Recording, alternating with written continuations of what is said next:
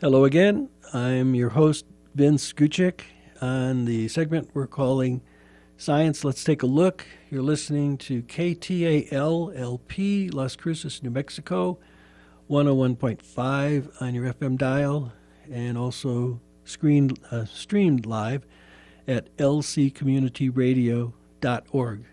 We finished a long segment about cholesterol, and then I broke into news about India's plan to go to all electric vehicles by 2030. Before I finish that story and do a little bit more about foods that are being threatened, and we'll get to that, I want to mention that Clay Doyle from El Paso Electric was scheduled to be here today, but he was called away. He'll be on next week, the 26th, day after Christmas, same time, Tuesday, 12 to 1.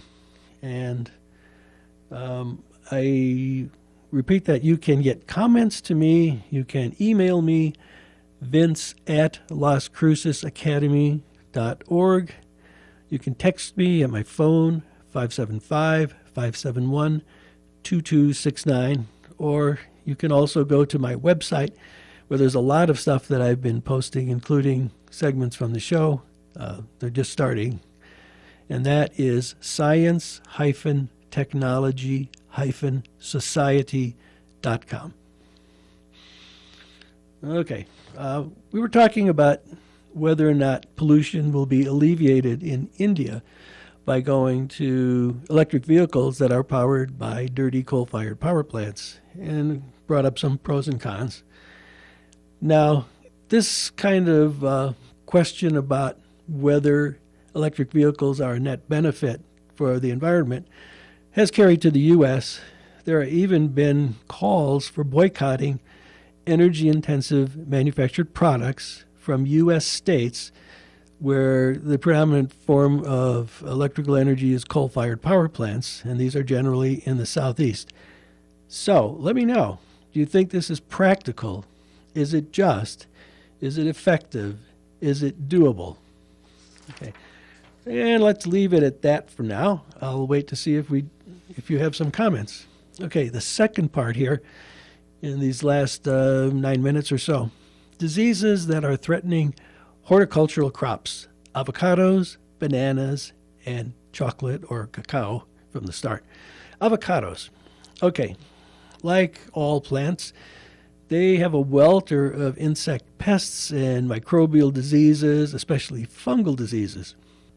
And growers deploy a variety of defenses.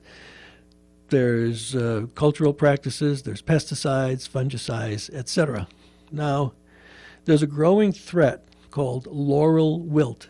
It's a fungal disease spread by beetles, and the spread is aided by people who transport wood for use such as firewood from place to place. A serious decline in avocado production worldwide is projected. Think what that'll do to the Super Bowl watching. Okay. I don't know how many avocados are consumed. There's some phenomenal number on these football weekends. But if I can add a little scientific humor, there's how many avocados do we really have? And consider one of those ultimate numbers, Avogadro's number. Okay, Avogadro's number is the number of atoms that comprise what we call a mole, a standard quantity of any element or molecule. It's 6 times 10 to the 23rd, 6 followed by 23 zeros. We can actually count atoms, which is interesting, and I can tell you a little bit how we do that. But if you had Avogadro's number of avocados, you would have a guacamole, okay? Enough for bad jokes. Now, I love avocados, and I've had some remarkable ones. My wife, Llewellyn Kay, and I were coming down Mount Cameroon. We met the cousin of our guide, and she gave us an avocado the size of a football. And then in Costa Rica, we had lots of avocados, and there it's called poor man's butter. But is it sort of the reverse, that butter is the poor man's avocado or the rich man's avocado? Okay. I don't know where it's going to go for the availability of avocados. Another plant that's facing problem is the banana. There is a disease called Panama disease that affects the roots of banana plants. It's a type of fusarium wilt, and it's resistant to fungicides and cannot be controlled chemically. Now, the same thing happened to the previous dominant cultivar, which was Gros Michel, felled by an earlier disease. So how does it spread?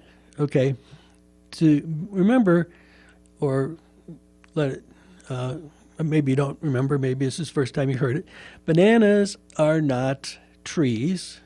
They're pretty big plants. They're herbaceous. They're seedless. They only live about 18 months. So the only way to keep them going is to propagate them from, what do they call them? Well, it's like cuttings. So all of the plants are clones, essentially, absolutely genetically identical. So if the disease can hit one of them, it can hit all of them. So this current variety is called Cavendish. I don't know what the varieties in the wings are, but watch out for your bananas. Anyway, the third one is cacao for making chocolate. Now, in the U.S., we eat a fair amount of chocolate. On average, it's about 14 pounds per person each year. Although we used to be up there with the Europeans, we eat about 22 pounds. Why are we going down? Well, it's interesting because chocolate is a proven euphoric. It contains this simple chemical called phenylethylamine, and it looks like a neurotransmitter. Some people who are depressed go on binge chocolate eating. So 2 psychiatrists said, hey, this is self-medication. Chocolate helps. If you want to learn a lot about chocolate, there's a fact-filled and often hilarious book called Chocolate, The Consuming Passion by Sandra Boynton. She has other interesting books, too. Now, of course, chocolate in history was highly esteemed, and it was first limited to the royalty of the Aztecs, Mayans, and Toltecs.